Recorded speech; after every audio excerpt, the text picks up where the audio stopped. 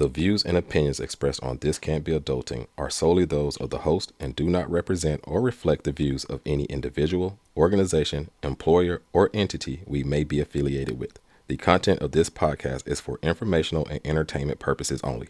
Listener discretion is advised. Yo, welcome to This Can't Be Adulting, the podcast where two guys who probably should have it all figured out absolutely don't. Careers, money, relationships. No one handed us a manual, so we're figuring it out the only way we know how, with real talk, deep dive, and a whole lot of laughs. I'm Herb. And I'm Derek. And if you're out here wondering, am I doing this right? Trust us, you're not alone. So hit play, relax, and let's figure this out together.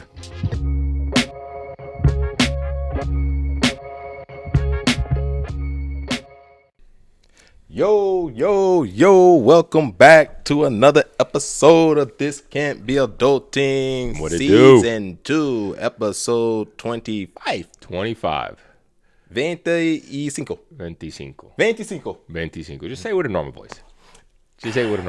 I'm gonna have to, all right. 25. That's not your normal voice, fam.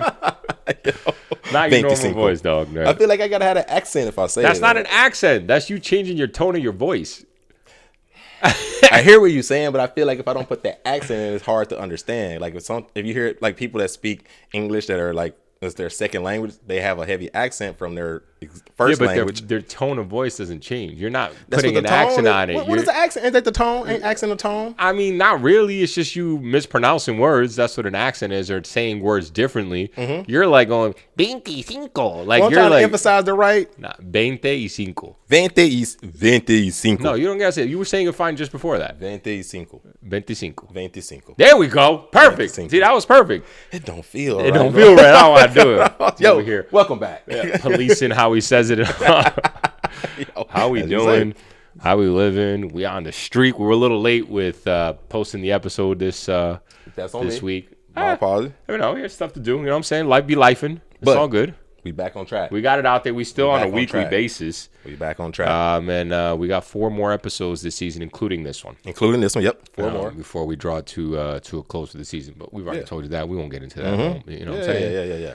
We won't get into that too much, man. But what's up, bro? How you been since the last time we talked? We were just having some bit of a heart-to-heart about the job searching. Man, it ain't for the week out here. It ain't for the week, man. Here. I think we both were kind of in similar situations as we're like interviewing and trying to see where we at and how it feels. And I guess, full disclosure, me personally, I just haven't feel like I've been connecting. Like I haven't been my usual self whenever I'm doing interviews. I feel like I used to be really good at this, and now I just feel like I'm struggling to connect because, I don't know, mentally something ain't there. I don't know what it is. And that's what we were talking about. I was like, I'd love to like dig into that. Maybe we won't fully dig into it this episode here too, but I'm with you, man. Like, also full disclosure, I had like an interview that I went somewhat deep into, process with a company, and they decided not to move forward with me.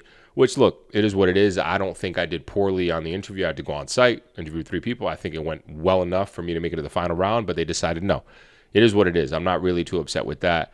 But to Herb's point, it was my first interview really on my way back to interviewing with jobs again for companies, because we're all going to get back into sales because it's just expensive. Man. Everything is so expensive. It's why. Anyways, my point is to Herb's point, there's a lot of points that I'm trying to put here, throw out there, just not connecting with the people as well as I feel like I have in the past. And maybe a little bit of that is subconsciously, our heart's not into it. We know we don't really want to be doing this, man. I think that is part of the subconsciousness. It's like that, and you can just feel it. Like it's nothing that's like, and we don't have to dive deep into this, but like, yeah, I feel like there's like no passion. Like there's nothing I'm excited about. Yeah, it's kind of, we've accepted the fate that we have to fit into the system somehow. Yes. And just doesn't feel necessarily right, but it's also like we got to put food on the table. We got to get by. It's just getting crazy. You weren't there on Sunday. I went over to your place because you hadn't gotten back yet, and we were talking, man. I showed up like kind of so fucking distraught because I started doing the math of if I had gotten this job, the base salary, which I think is good, it's a lot less than what I was making at my previous job.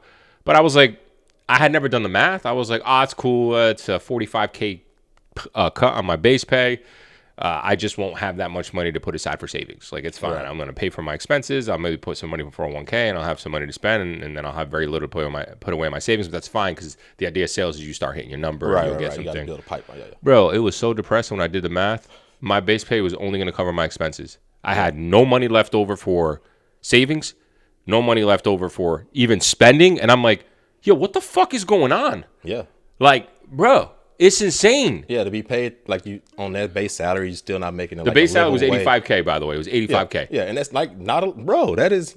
I think we both in the same situation where it's like you almost can't take that type of cut. I mean, eventually I would, I would have to. I was gonna have to figure it out, but it's like I start looking at my expenses and I'm like what? Like, what am I gonna take? Well, I'm gonna take my Netflix thing out. It's $22. It's not gonna do anything. It's not gonna do anything. Yeah. And I don't really have any other like streaming services because the rest of my streaming services are free. You don't even have any expenses. No. It's just Netflix. Yeah, it's just Netflix. Yeah. Like when I left my job, I did cut some expenses a little bit. I think I shaved like $150 off a month, and it was like Apple Care for my phone. It was like, but even then, they're doing the math on that. That's only comes out to like $1,300 a year. Yeah, and so I do have a life insurance policy and a disability insurance policy that does amount up to like $500 a month. Yeah. But again, I take that out. That leaves me with $250 for spending for 2 weeks each time. Like that's not enough for me to do what with $250. Yeah. I got to stay home and be a fucking hermit. Yeah. That's the position, bro. And I'm just like, I just can't comprehend, bro. I was talking to my boy about this. Shout out Manny, bro. 100K is a new 50K. All day. 100K. All day. New 50K. All day. And so I sit here and I'm like, how are people? And it's like people got 40K. People got roommates. People got roommates. I'm talking about possibly getting a roommate or shit like that. And again, it's not because I can't pull money from places. I got the money if I have to. I just don't want to be pulling money from these places anymore. Feel like you have to. I don't want to have to do that. And especially if you can find like it's like the role would be a great professional role. Like, these ain't entry level jobs that we're talking about. We're talking about like mid to senior level enterprise account executive jobs. I mean, how you should, This is America. Yeah. People and then these motherfuckers up top love to say, oh, why are you having a $20 fucking lunch and blah, blah, blah. And it's like, bitch, because ham and cheese costs $120 between two pieces of bread nowadays. What the fuck are you talking about? Everything is expensive. Like everything. You're choosing the prices that you want to pay. Like, I can't comprehend, like, if I was out here, like, fucking vacation like crazy, but, like, that's not even what I'm fucking doing. Yeah, no, don't get me wrong. I spent money very stupidly while I was off work. I went out drinking plenty of times, but, like, that's not what I'm complaining about. I'm complaining about, like, all right, now when it's time when I was going to, tighten up my belt, like, what were my expenses looking like? And I was looking at it, I was like, God damn, this just strictly covered my expenses. Yeah. I ain't got no money for anything else. And so how are the people doing it, dog? And my fucking mortgage is nothing compared to people's rents. Oh yeah. Like rent nowadays is crazy. I don't, bro. It was depressing when I fucking started. Like on Sunday, I was depressed. Sunday and Monday, I was legitimately like, yo, what the fuck? Yeah. This is America.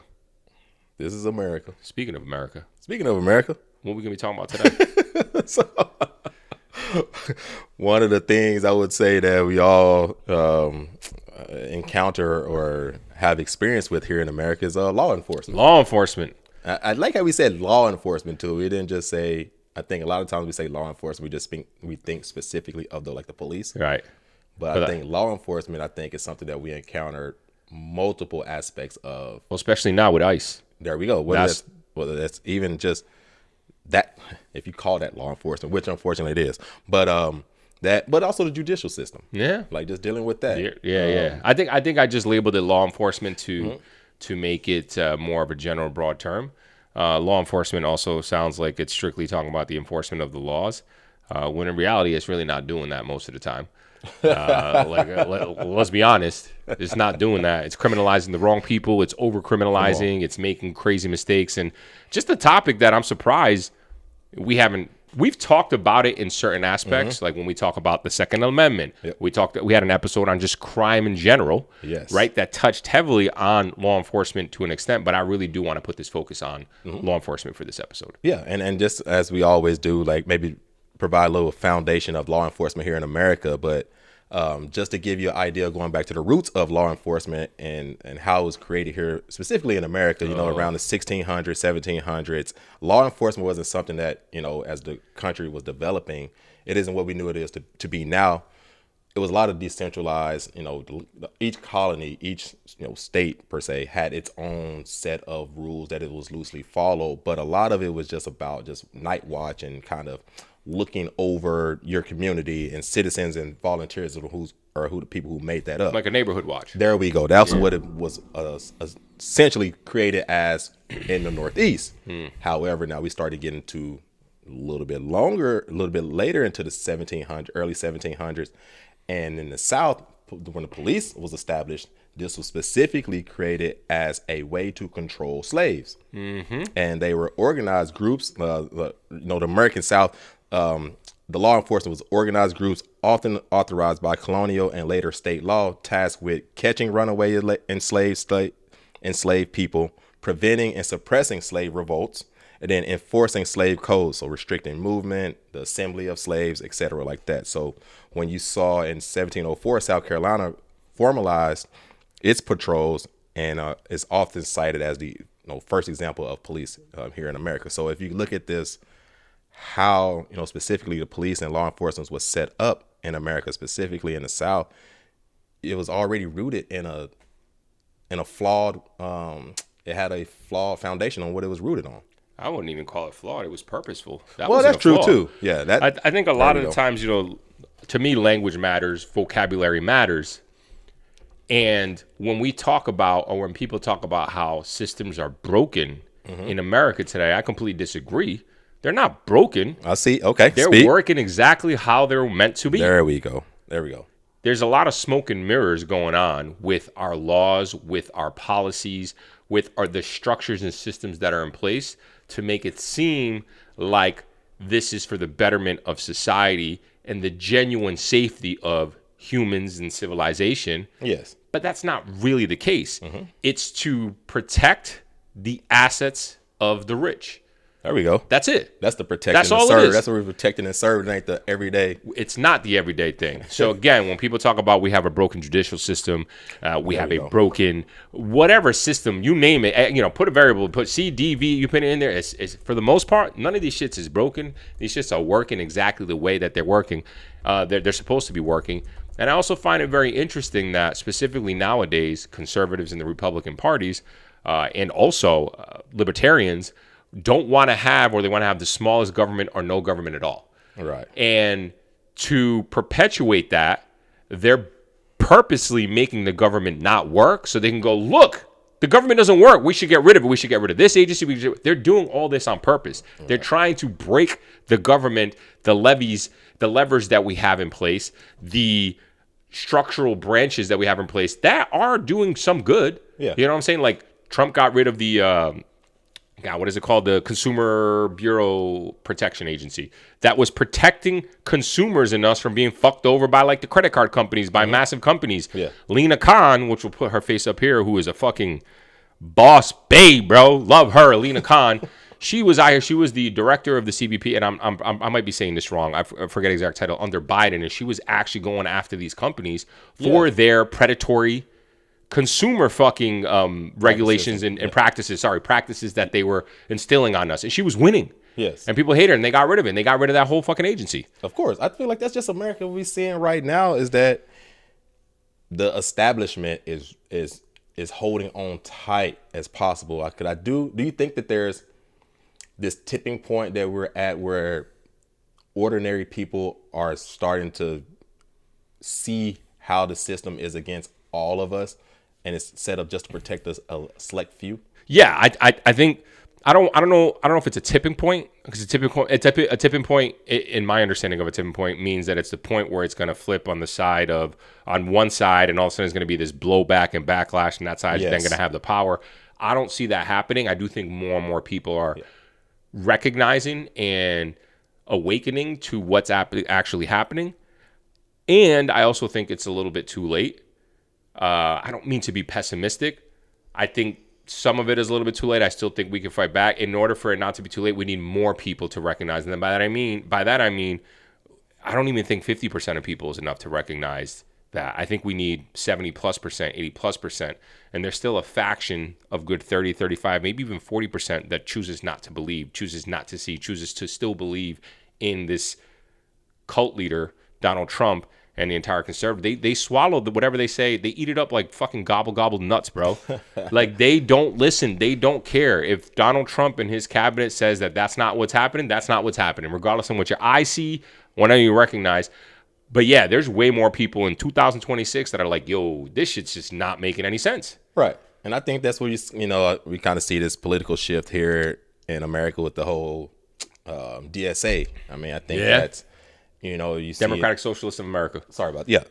Yeah. Where you're seeing people realizing like, like socialism, it ain't even about socialism per se, is that what we're chasing. It's more so saying like, my tax dollars should be going to help the people that pay the taxes and not helping to fund these corporations and these billionaires. I shouldn't be paying, subsidizing their lifestyles, their businesses at the expense of my own at home. Mind you, the DSA people today, Bernie Sanders, some of the other people like AOC, like they are literally moderates.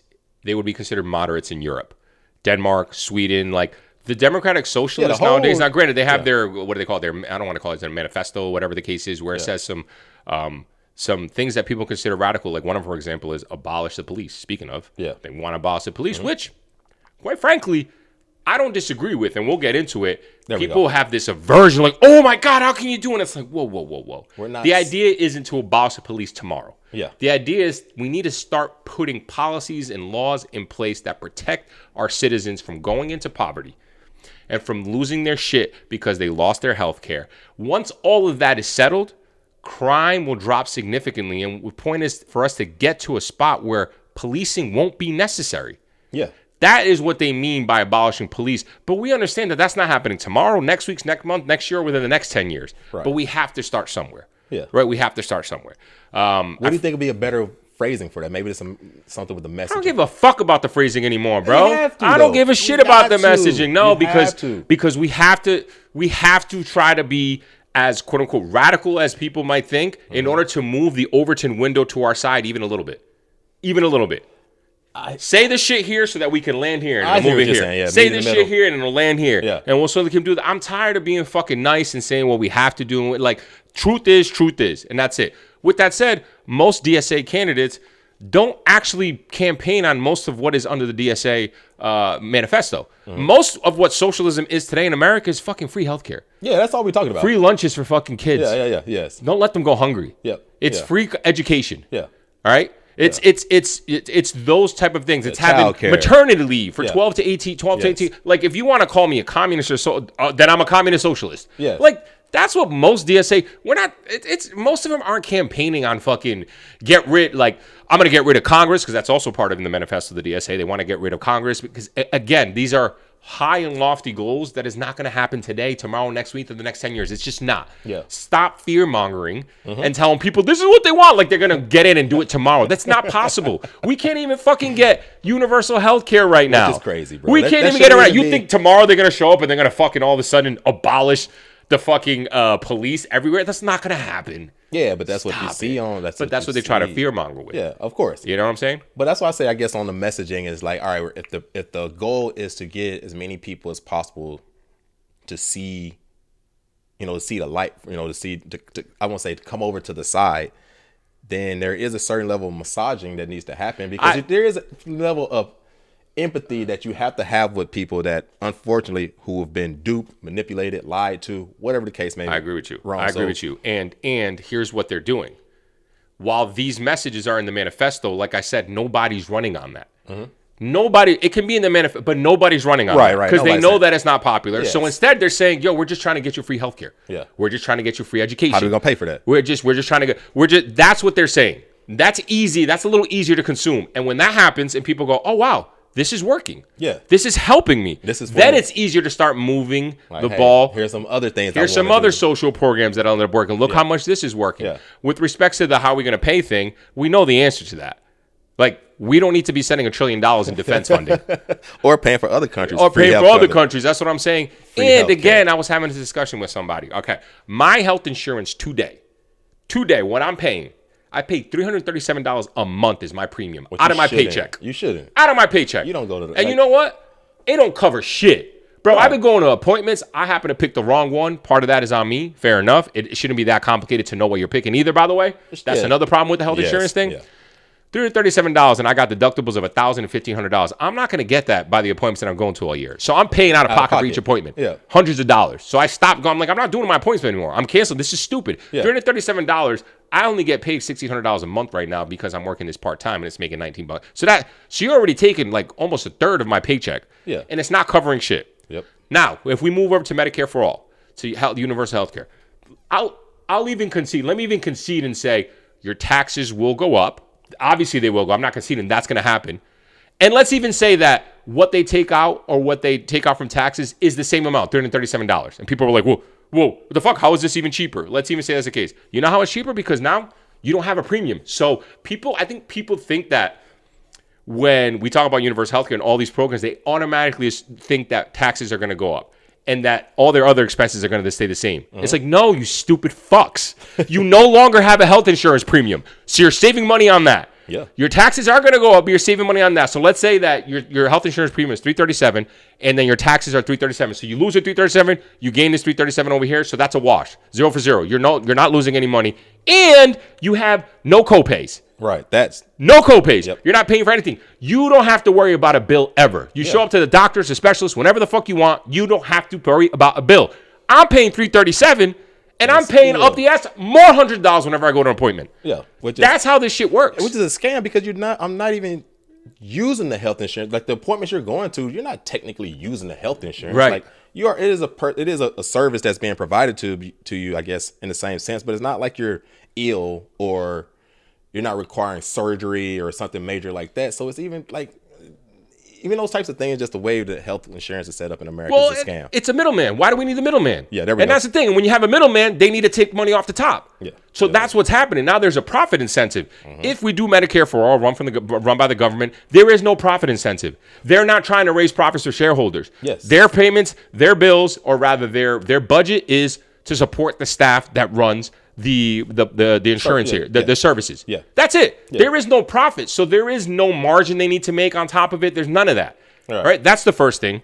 I mean, that's the second thing right there. And people are always like, oh, because they love scaring you and saying that, oh, they're going to take my health provider away. No, they're not. This has nothing to do with your health provider. You know what? Actually, there's no more in-network or out-of-network providers anymore. Now you can choose to go whoever the fuck you want to go to. Because sometimes you get locked down to a health insurance policy, private health insurance, and they go, oh, you can only go to these 5 doctors here. Right. Yeah, no matter but I want to go with this one that's down the street. They're like, now you can't. I deal with that right now. I have to travel 35 miles. Because it's not a network. Yeah. Bro. And to find someone that can refill or fulfill my prescription. Have to go to a specific type of doctor, and it's not hard to get into them, so I have to find one that'll even do it. Bro, it's crazy. It's crazy. And sorry, we're getting off topic completely. But like my point is like there's so many more benefits to it all. Now, here's what I say, because again, we were talking about just systems that are set up to fail on purpose.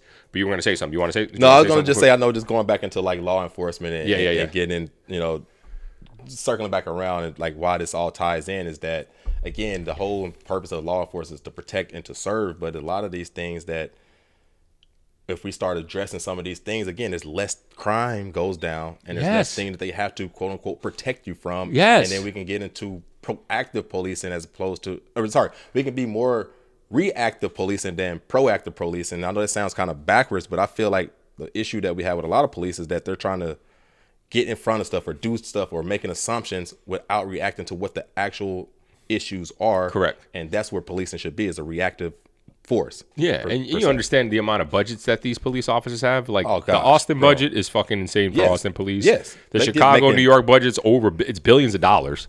Like, we talking about like how are we going to pay for some of these programs? It's crazy. Now, the one thing that I did want to say, because we haven't done this in a while, is like, and I know we're like 20 minutes into the podcast, but it's important understanding the history that Herb laid out at the beginning of the conversation, at the beginning of the podcast, about what policing is, how it came to be in the United States. It's important. So when anyone talks about know your history, you have to know your history you have to know where you came from to understand where you're going to go. Yes. And people love sweeping all the bad history under the rug because they feel guilty about it, especially in the United States of America. They feel so guilty about it. And it's like, dude, we're not talking about you, but if you don't acknowledge what happened in the past and how that's affecting the present and how it'll affect the future, there's very little for us to talk about. I want to talk about what we believed policing and law enforcement was when we were growing up. How we thought about it. Because I had a very different idea, obviously, when I was growing up, when I was a little kid versus what I know it really is right now. But if you don't mind talking about it, and have you had experiences and run-ins with the law and police and how that went and how you feel about that? Yeah, I would say I've had run-ins with the police. I will say that I haven't had any negative or extreme experiences or incidents with the police. I'll say that, but I will say because growing up, I was taught that my dad was really a proponent, like, look here, no matter what happens, whenever you get pulled over, you're not going to be right. So whatever the police want to do, as far as like if they're going to give you a ticket, whatever they're going to do, just take the ticket. Don't do the arguing with them because that ain't the time to do the arguing. Worry about that in court. And that was pretty much taught, like, just get the ticket and go on about your way. And that's kind of really what I always look at is like, how can I get my ticket and go on about my way? And that's a safety thing at that point. Yeah, absolutely. And that's a conversation you have to talk to, unfortunately, brown and black people. But it was more so like, even just thinking of like the police is always right. Like, you can't, they're never wrong. Yeah, but I've also seen some absolutely videos they're wrong. Well, no, they're wrong, but I've seen some videos of white people, particularly white people, combating. Never. And never. Police officers being like, and nothing really happening. And so again, I do believe this conversation is a conversation, unfortunately, we have to have with our black and brown folks in this country, particularly black and brown men. Yeah, absolutely. Like, yo, don't talk back. Just fucking go. Yeah. Because whether you're right or whether they're wrong, and especially the way that we look, the color of your skin, that could mean that you're not going home.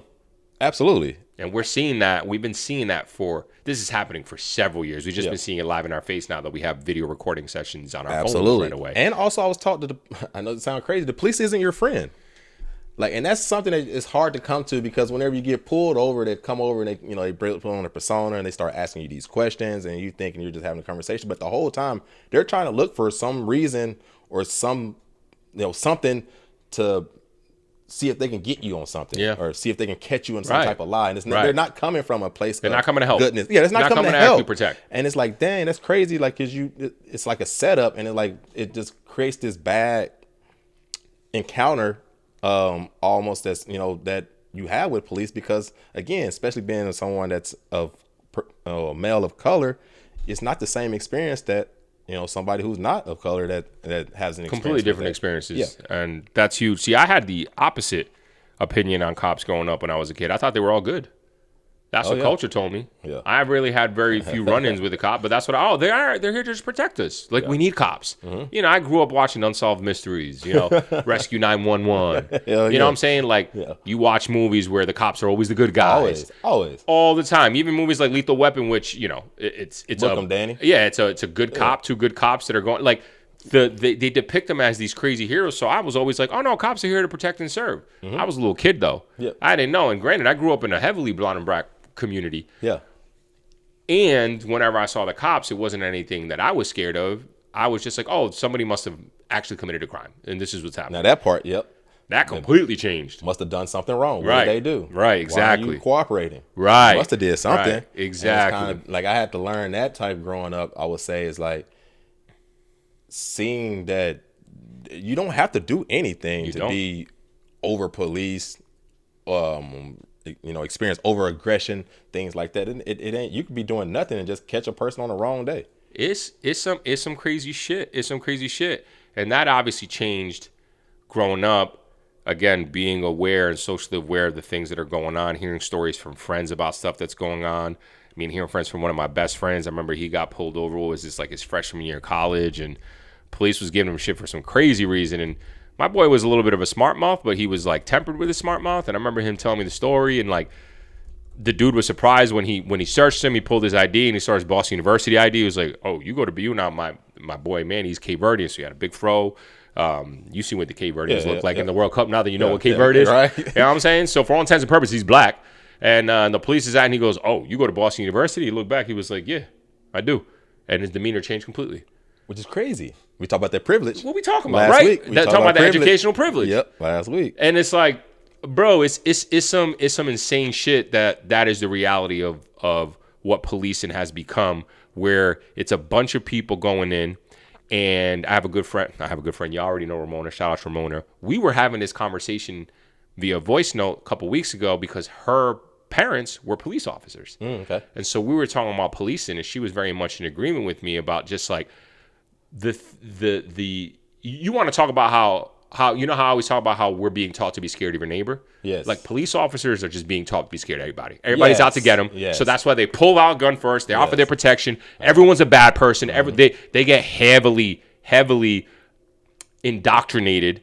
And that's why it turns into this brotherhood and sisterhood and a fraternity. It's one of the most dangerous mobs in the world, in my opinion, because they're so scared of criminals. And don't get me wrong, I'm sure they've seen some shit. Of course. Of course, I've certain they've seen some shit.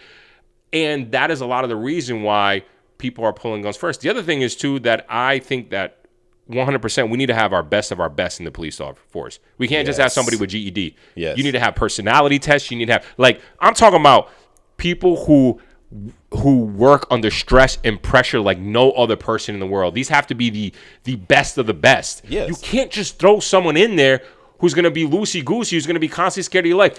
Your job is to protect and serve. Yeah. And if that means that you're going to die, yes, you're going to fucking die then. Yeah. Period. Yeah. I don't care. I know that's not a popular thing. It isn't. People are going to be well, like, I got that from you because you said you have a police friend Yes. that you had this conversation Yes. with. I'd love Yes. to hear if you're open to sharing that story. Absolutely. I have a couple of friends who are on the police force here, and they're always like, their whole thing is like, oh, I have to, their whole motto is like, I have to make it back home. And I'm like, that's absolutely wrong. Right. The complete opposite of what you should be as a police officer. It should be courage.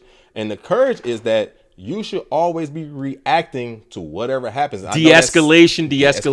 And I know that is going to be at the cost and the safety of fellow police officers, because you should all, like, in far as like pulling out your gun and things like that, you should have to have a gun pulled on you first. Yes. It should be verified. Yes. And before you do anything as far as pulling your gun and thinking someone has a weapon. I know that sounds very counterintuitive because people are going to lose their lives, but that is the courage that is supposed to be whenever you're being a police officer. There's no courage to be like, shoot first, ask questions later, you don't do that. hide behind the badge. I agree with you. Yeah. And this is why I think we have less police officers, but we have more proven, tried, qualified police officers that go through the rigor, that it's an honor and a privilege to be in the force where you're top of the top. Yes. And then we raise their pay. Yeah, absolutely. And let's raise their pay. You don't even have to raise their. You see the pay of some of these. No, I agree with you. you. And a lot of that's overtime. I'm talking about like base pay, 250, 300K. Yeah, absolutely. Like, give them that. Yeah, this guy the best of the best. And then we have the best of the best, and they know that I signed up to protect and serve. Period. I'm here for the community and to make sure that I'm de-escalating first. One of the most dangerous. Yes, it's one of the most dangerous. But I know this, and it's an honor because I want to be here. Not these fucking pigs who are bullies in high school and peaked in high school. I was watching this to the military now. Right. I want to go out here, and they couldn't get any other job, so they out here and they pulling 120K a year because all the fucking overtime they're doing. They're assaulting people. They're pulling over people for whatever reasons. Like, nah, bro, we can't have that. We can't have that. And this is part of why I agree with the defund the police. Because people, again, you're talking about what's the language and stuff like that. Do I think the police should be abolished? I don't see that happening anytime soon. I'm not in agreement of that for now, even the next 50 years. Yeah. That's a gradual thing. But I do think that defunding the police is a good thing. Now, what does that mean? Defunding is reallocating funds. Yes. Having more there we go. Justices, what's the word? Justices of the peace, like peace officers. Yeah. And that was what my Ramona's mom was a peace officer. Like going in and de-escalating, having a different force going there for mental health challenges. Yep. When it's clearly mental health challenges, even for domestic violence. Yeah. Having a different team in there to de-escalate the domestic violence thing. Don't have officers with cops pulling people over for fucking speeding tickets. I'm with you on that. You know what I mean? Yep. Like and then it's a speeding ticket, and now all of a sudden you need to step out of the car. I'm doing a search for something that has nothing to do with a speeding ticket, or your headlight being out, or not having a front license plate. All that bullshit just to pull over and have an interaction. Cut that. I don't trust cops. Cut that. I don't trust cops. Right now, I don't trust cops. And I have never had a bad experience with cops. Mm-hmm. Not really. I had a scary experience in high school with my cousins, and they didn't draw their guns, but they yelled at us to come out. It was very interesting. The car got pawned. Anyways. And I still don't trust cops. With everything that I've seen, with how jittery I know they are, with the fact that they come so scared of what it might happen, who might be in the front wheel. Yes. And it's like, so I get jittery. So now if I ever get pulled over, I try to put record on my phone, and I'm just like, yes, sir, no, sir. Like, to your point, like all that shit, but I don't trust them. And I'm like, for what? I haven't done anything wrong. Like, I don't got nothing in this car. Yeah. Like, ain't nothing going on here. But like, I'm scared. I'm legit scared. Yeah. And that's not because of me. Sucks because they use that you're scared or you're frightened or you're nervous. What you scared, frightened, nervous of? You. Yes. Like, what are you talking about? Like, you have a gun. Person, and you're walking up to me, and now you're scared, nervous, and whatever you're talking about. And now I'm like, now I'm going to be even more scared and nervous because I know what you're capable of, and I have no way of protecting myself. None.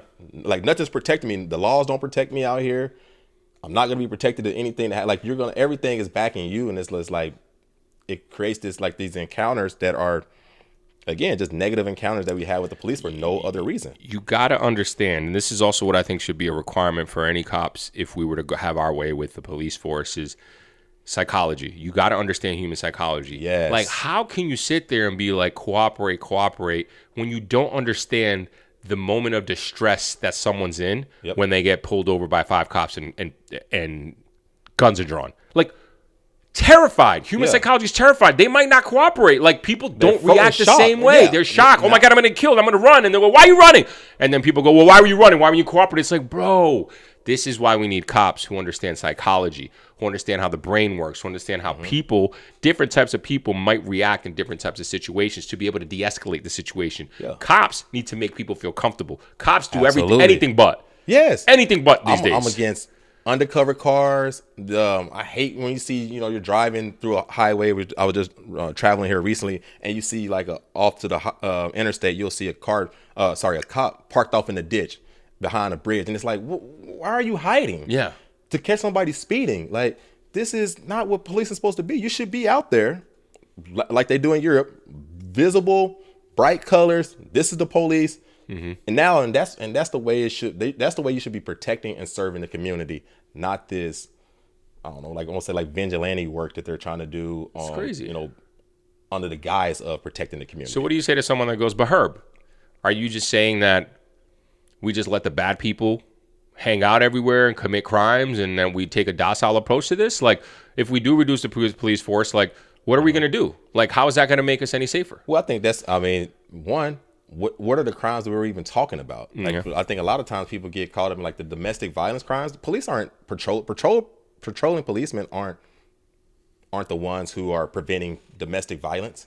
Like, that's happening, and they're responding to that incident happening. So we get more into yours, kind of what you said, more into the community and coming from a different aspect of de-escalation.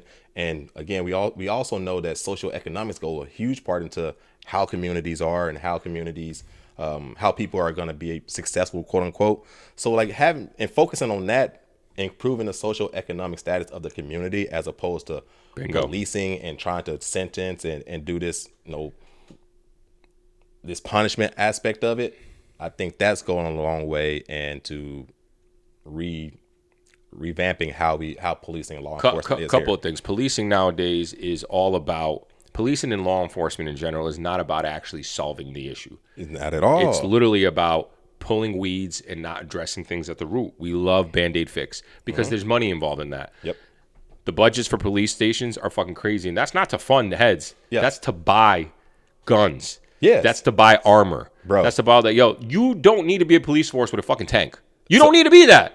No. The New York City budget, look it up, maybe like over $2 billion or something like that. I'll read it off to you. Bro. Fiscal year, New York City budget. Got it. $6.43 billion. Bro, that's great. And I know New York's a big city, but what the fuck? LA, $214 billion. Sorry, $2.14 billion. Chicago, $1.96 billion.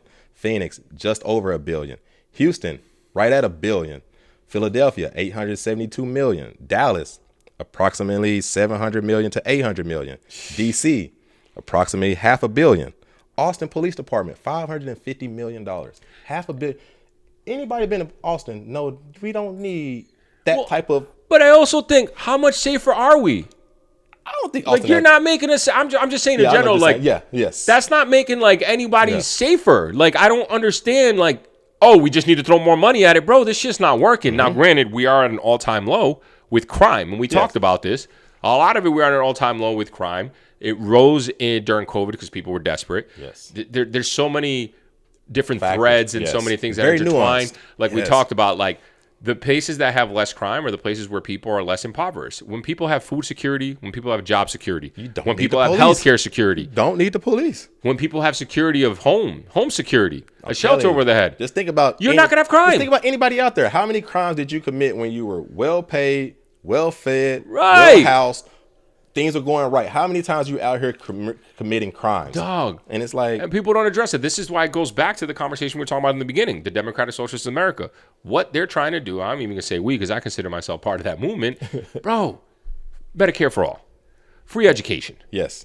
Get these fucking corporate hacks taxed and regulated so that they're not gouging us rather, for all of our money. Yeah. Because everything's getting so fucking expensive. Yes. Crime will start rising again. I'm telling you. Oh, yeah. The way things are expensive, more and more people are getting sliding into poverty. And when you slide into poverty, shit gets crazy. Yeah. When you address those things, crime will naturally drop. Now, of course, we're never going to get rid of crime at home. That's not what we're saying. We're never going to get rid of crime. And we always say this, don't let perfection be the enemy of good. There we go. Of even great. Yeah.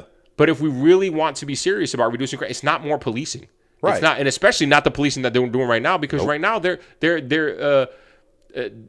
just looking for things to say that they're doing their jobs. There's quotas to build. There's all that. Talk about the flock systems. Jesus Christ. Like, this is crazy. Like, this Palantir with flock. And you even look at these, like, if you just look at these companies, just take 10 minutes to look at Palantir, look at flock, and ask yourself, is this what America, is this what we want to be? Is this who we want to become as America? We literally have the plenty of material to show us what happens when we're being over surveillance and if we go to a big brother type society. Yeah. And it's like, it's all in the name of safety. Yes. There's fear mongering. There we go. So that they can continue doing their... I mean, one of the biggest things we lived through, 9/11, just think about what happened, the amount of privacy we gave up after 9/11 because they fear-mongered us into thinking the Patriot Act. My gosh. The Patriot Act. Patriot Act. How many of our civil liberties did we give up just because they put the fear that, oh my gosh, this is going to happen anywhere in America, and it's all these threats that we have. And it's kind of like, this was one terrible, terrible, terrible incident.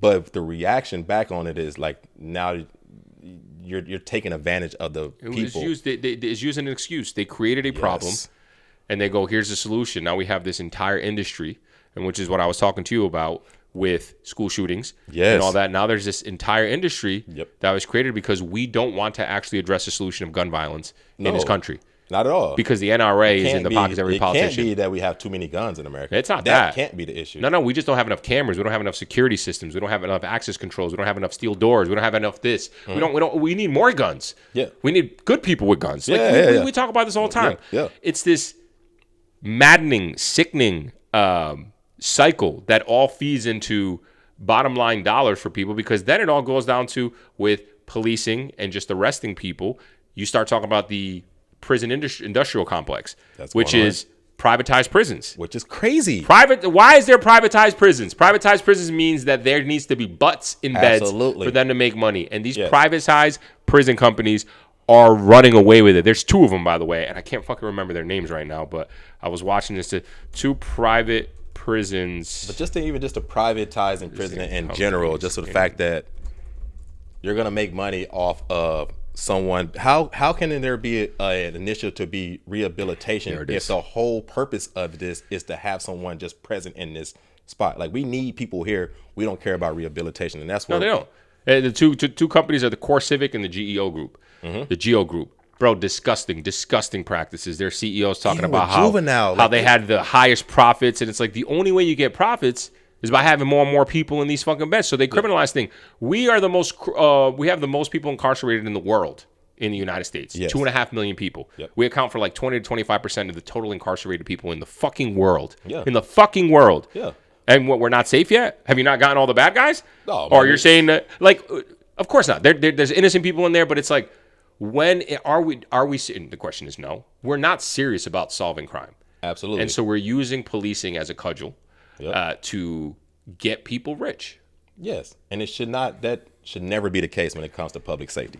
It should never be the case because it's not public safety. And just to show you how worthless police are, here's some information. In 2018, the rate of arrest for serious felony crimes reported to police was about 22%. But because twice as many crimes happen as the police are told about, the arrest rate for all crimes that happened was half of what police reported, at 11%. So essentially what they're saying is that police make an arrest 11% of the time, only 2% of the time people are actually convicted. That's it. Yeah, 2%. 2%. All our money, all our investment, all of this is accounting for 2%. Yes, for 2%. And this is from a website called The Conversation website. And I'm just like, I can't comprehend. I can comprehend. It just makes me fucking piss the fuck off that this is what we are. This is where we are. And policing needs to be a profession where when you're out there doing your job, you have to have a 99% accuracy rate. Absolutely. Like, this isn't one where it's like, oh, we're 90% accurate. Right. Yes. 90%. There was a statistic. What was it? They were talking about flock, because with going back to the flock thing, which is being used for surveillance and heavily used by police officers. Yes. They were talking about how flock security cameras have a 96% accuracy rate where they're right.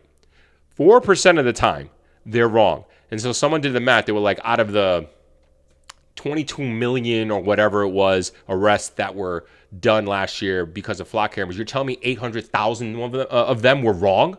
That you were wrong, that you arrested the wrong person? Yeah. 800,000? Yeah. But they don't give you that number. They go only 4%. Yeah. And you go 96%. Like, to the person that's not thinking deeply. Yeah, they don't understand. Bro, 800,000 times you were wrong? Yeah. You were wrong. That's crazy.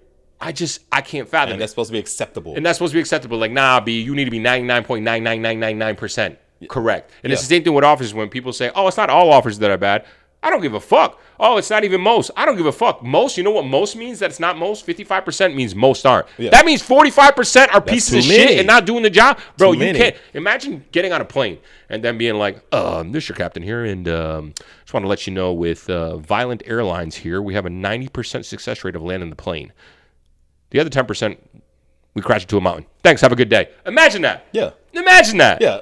No. So they run the numbers, like 200 million flights, and now all of a sudden you're gonna have 20 million crash. Yeah, like, okay, we're gonna accept that, or like 2 million, or 2 million, but still though, we're gonna accept that. You have 1-2 fatality crashes, and that's the level that we have here, tolerance that we have here in America for plane crashes. Yet for policing, over policing, there's no accountability, none, and it's kind of like, why do we have to accept this all under the guise of safety, public safety, and it's not. Like, it's not. Who is it safe for? I don't feel safe. Like, and I mean, we know who it's safe for, but again, this goes back to this policing nowadays. The law in terms of policing is what does it say? Possession is 9/10 of the law. Yeah, that's what it is. And don't correct me if I'm wrong. This is how I understand it. How I've gotten older. What that means is that most laws are in place. 9/10 of the laws are in place to protect someone's possessions as opposed to protect themselves. It's about possessions, meaning trespassing, stealing, I can shoot you, I can kill you, all that stuff. It's about my assets, my this. And so now that's being multiplied when it comes to policing now to protect the assets of the billionaires and corporations. Absolutely. That's all it comes down to. And by the assets, I don't even mean like, oh, it's because lower class people be arrested are going and stealing their assets from the house. No, I mean I mean protecting the assets like Core Civic and Geo Group. Like I said, their asset is these private prisons, which make them money. So they want more people locked up. Yeah. Somebody invested in those companies. Someone invested in those companies. Protect my assets. I saw this thing that made me fucking pissed, right? Because they love doing this whole bait and switch. And again, this goes back to they want to scare us about everything. There's a sign right here, okay? Right here at my gas station that was posted on the door of going into the gas station by, I would say, local government officials that states, I'll read it to you right now. I took a picture and it infuriated me because I'm like, oh, I know what you motherfuckers are doing. It states, don't do it. This is from the United States Department of Agriculture. Don't do it. Buying or selling SNAP or EBT benefits, food stamps, or WIC benefits is a federal crime. You may be fined and or go to jail. Report abuse. And I'm like, you want me to be worried about poor people selling their WIC or SNAP benefits? And go to jail. Go to jail? When we have a rapist and a pedophile in office, you have the whole Epstein class with evidence of them raping and killing children and women. And you want me to be worried about a poor person selling WIC benefits? That's what you're spending your money on and you're concerned about. And this all goes back to how this government, this country doesn't actually care about crime. Like, what about all the fraud? Like, what are you going to, you just want, is it okay for having all the fraud? And we talk about those government programs. We're willing to let those, quote unquote, go in and make our government programs efficient to the point where, you know, they were working at 90% rate, 95% rate, and that wasn't good enough. So we need to go in and make it to it works at 99% efficiency is what we're trying to get it to. Yet, as you spoke about, when it comes to policing, oh no, that's not the number that we need to get to. You know, the biggest government agency that has the most inefficiencies in it, and they never touched it? The Pentagon? The Pentagon. They get audited. And 60 to 65% of their budget audit, they don't know where it goes. They don't know where the money goes. 60 every year, 60 to 65%, and we keep giving them money, $1 trillion. They just asked for $1.5 trillion. You want to talk about government efficiency? Yes. But you want to cut USAID? Yeah. Who is fucking feeding children with AIDS in Africa? Or you want to go and audit me on my taxes every single year, and I'm having to figure this complicated ass shit where we got the Pentagon right here who's missing 60 to 65% of their money. Oh, I don't know where it went. What the fuck you mean? How? What the fuck do you mean? Like this country is not serious about crime. No, it's not serious about. It's not serious about crime. It's not actually about law enforcement, like I said, never about that. Because again, we have people blinding us. Not blind. They're doing it in open. They don't even give a fuck. That's the part. The amount that Trump and his sons have enriched themselves just in his first 2 years in office is sickening. In our face. Yes. The corruption is insane. This would go down as the most corrupt presidency in history. If this was Biden, if this was the Obamas, if there was any different, they would be fucking having a field day, but they don't really give a fuck because it's their guy. Of course. It was never about, it's always been about their guy. And people are not willing to say I'm wrong or I was wrong, regardless. And again, it just baffles me that people are willing to, you know, do this at the detriment of their own best interest in the hopes of hurting someone else that doesn't look like them. And that is so crazy. That's why I just can't fathom. That's why I can't get over in America. How is it that we're so willing to hurt our own selves in hopes of holding someone else back or hurting someone, hoping that someone else doesn't get some type of what we deem to be reward or something that we didn't think that they deserve. Because this, you know, and my strong belief, in my opinion and thought on that is that we are a species that craves status. And status means being ahead of certain people in certain ways. And we have been told that this country is a meritocracy. Yes. We have been told, and that the system is not, and it's not. It's absolutely not. It's a bunch of close. It's a bunch of fucking privileged people, nepo babies, all that shit. But we've been told that. So when you feel like you're at the bottom, you feel like shit. But when they tell you, oh, but you ain't that person, again, like the Lyndon B. Johnson quote, oh, but you ain't that person, you get a little, oh, I'm not. Oh, and that's the reason why I'm that. Oh, yeah, there's a reason. Yeah, and the only reason why they're doing good is because they're giving stuff for free. And then you talk about, and look, yes, do I think people in this country are fucking stupid. I think a lot of people are fucking stupid. Of course. Just stupid. People who claim to be smart too because they like get paid well and stuff like that. And you're like, you are not intelligent if you if you can't even see what's happening. I think they can. They just refuse to see it. I say all this to say, and I fully acknowledge that we are one of the biggest propaganda machines in the entire world. You want to say North Korea is bad, Russia's bad, China's bad, the United States is just as bad, if not bad. Yeah. Meaning that you are constantly told these things that make you believe what you believe. You are constantly told that capitalism is the way to have status and to be a worthy human being. And to be always ahead of somebody, because if you ain't getting it, somebody else is. And when that is the message that is delivered to us via propaganda, via the news, via all these outlets that are slowly being taken over by the people that control this country, people get brainwashed. And that's what they believe. And so I have a little of empathy for that, but at the same time, I'm also like, I mean, I'm not the smartest person in the world. No offense, you're not the smartest person in the world. And I mean that humbly. I don't mean that in like we aren't the smartest people in the world. Like, if we can see it, like, you should be able to see it too. Like, but that's not what they've been fed, though. That's not what they've been fed. Exactly. They're not seeing.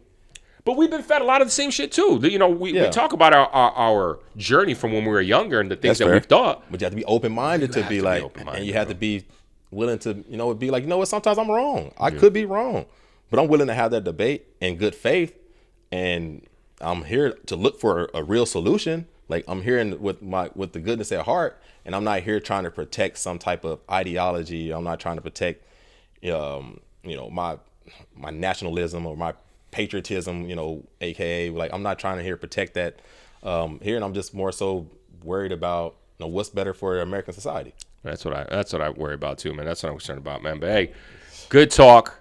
Do you have anything else you wanted to add on this topic? Anything else you wanted to throw in there before we move on, man? I think that's good. I mean, again, I know we can talk about this shit forever. Yeah, I know we spoke about law enforcement. Again, it's not that we hate, because again, I have friends out there, part of the police department. I understand the need for police. Yes. Again, and I do support individuals and civilization. I don't want the harm of anyone, but I am critical of the way that policing is, the systematic policing and structure here in America, because I don't think it's in the best interest of all citizens.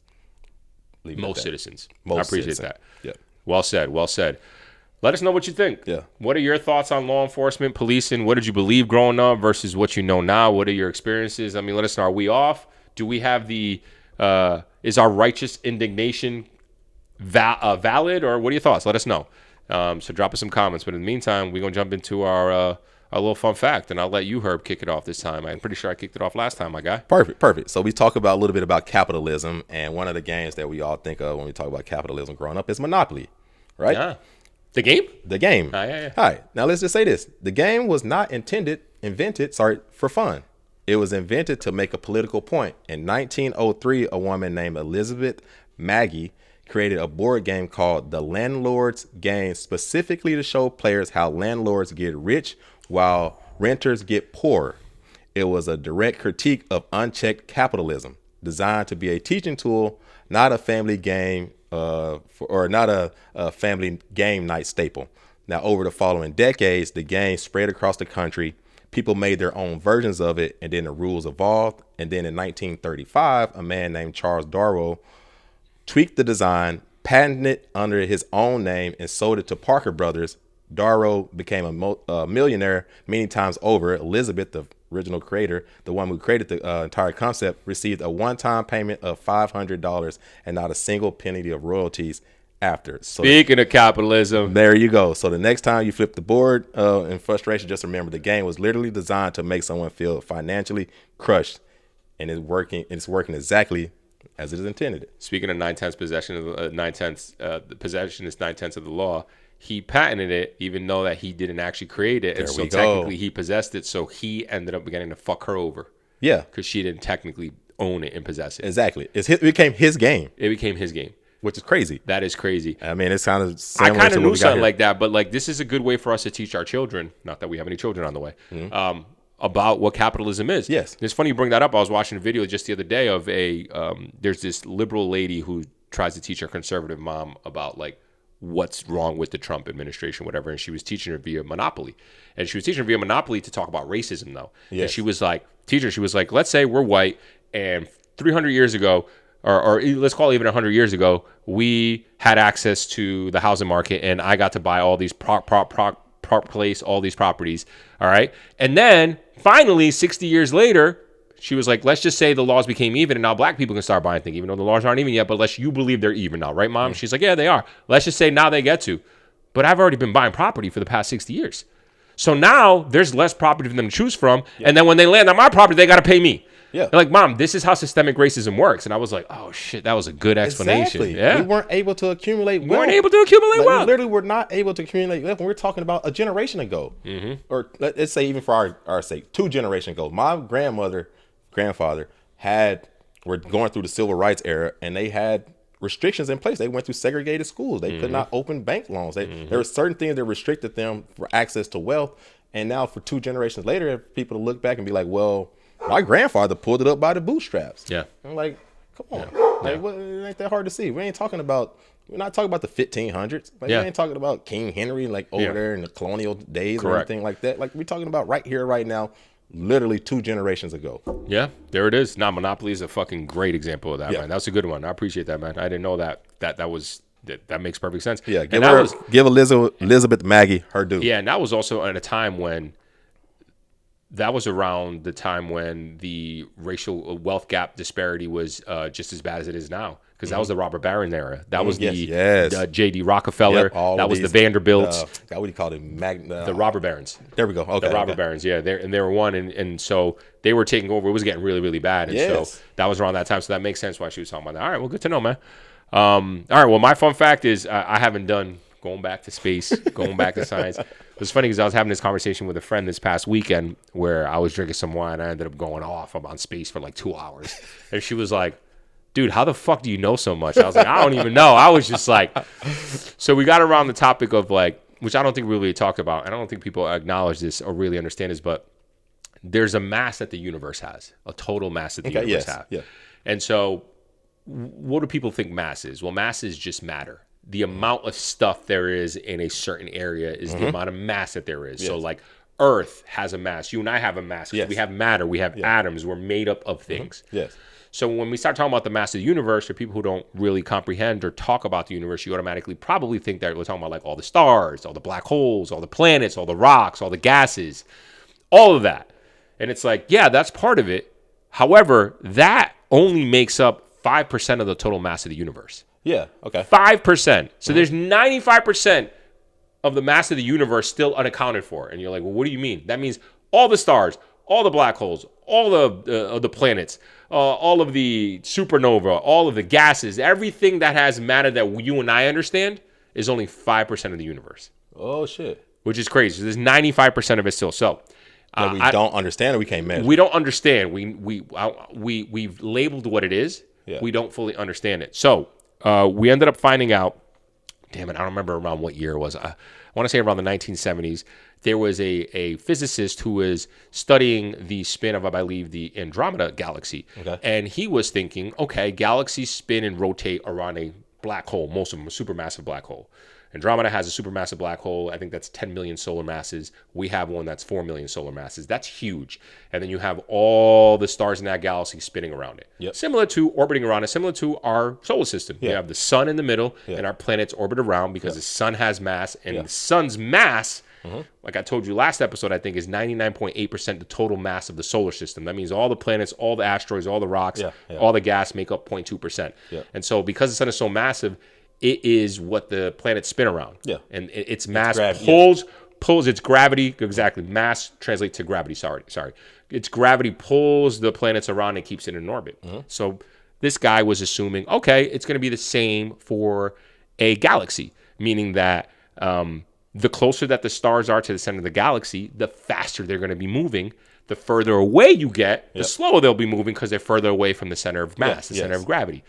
He ended up doing the calculations and he started figuring out, oh shit, these stars on the outer arms of the galaxy aren't going as slow as they should be going. They're not going as fast as the stars in the center necessarily, but they should be going a lot slower given the mass of this black hole and all the mass in the center of the universe. So he was like, it's almost like there's other matter in there somewhere making it spin faster. Okay. And that is when they discovered dark matter. Yeah, okay. So that is what dark matter is. Yes, okay. So dark matter, the reason they call it dark matter, it should really be called invisible matter. It's matter that doesn't interact with regular matter. Meaning there's no particle, it goes through us, it doesn't interact. Yes. We can only feel its effects, which is its gravity. Yes. But it's mass, there's some mass somewhere because mass is what creates gravity. And so they discovered dark matter. But dark matter, when they started doing the math, only makes up 27% of the total universe. So now you do the math, 27% plus 5% of regular matter, that's 32%. So that means there's 68% still unaccounted for. 68% still unaccounted for. When we talk about mass as well, keep in consideration that energy is also reflective of mass because E equals mc squared. Energy equals mass times the speed of light squared. And so energy is also a part of this as well. So what they ended up uncovering, and I want to say this ended up happening close maybe to the 90s, and I might be completely off with these dates, sorry, because it gets a little confusing, is that somebody was studying the expansion of the universe.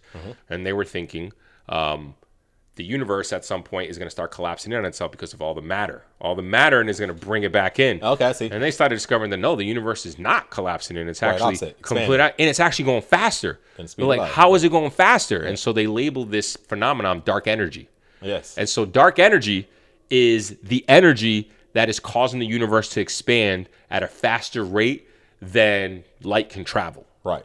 Because again, the law of relativity, or the law is that nothing can travel faster through space than light in a vacuum. Yeah. But The universe. The universe itself is space itself. Yeah, so it doesn't have to obey to that law. Those rules, yes. It doesn't have. So it can go faster. So Yeah. now it's going faster, and they're calling that dark energy. We don't know what it is. It's some sort of invisible energy. We can see its effects. We can see it either pulling or pushing, expanding the universe out there. Yeah. But that makes up 68% of the total universe. So 68% of the universe is dark matter, dark energy, not to be confused with dark matter. That's 27% of the universe. Dark matter is what's found on the outskirts of galaxies, and that gives the galaxies enough mass for the stars to rotate faster than they normally should if there was no dark matter. And then 5% is just ordinary matter, you, me, stars, black holes. Now, here on Earth, is there dark energy, dark matter here on Earth? That's a good question. Like, do we move through dark matter? We don't interact Like with the it. empty space It doesn't here is supposed to- interact. okay, Yeah, okay. but that's a good question. I haven't thought of that. Maybe there is, but maybe it's very like scattered and we don't feel it. But I think more or less what they were saying is that dark matter is like more abundant in the spaces between stars. Okay. Which could be. I mean, we are technically in between our star and Proxima Centauri, the closest star. We're technically in there, so is dark matter in here? Yeah. That could be a good question. I don't know that much, but I just wanted to throw that out there for anyone who didn't know. Yeah, we got to do a space episode. We keep talking about that. I know. We keep talking about that. Yeah, we got to put this on for the people. We do, but we went over today, and we've actually been really, really good. We're at about an hour and 5 minutes. Oh, all right. You got to tune in just a little bit longer. A little bit over. Stick with us a little bit longer. Hey, come back next week, though. We drop it again. We'll keep going. Yo, did it again. I appreciate it, Herb. We'll talk. Peace.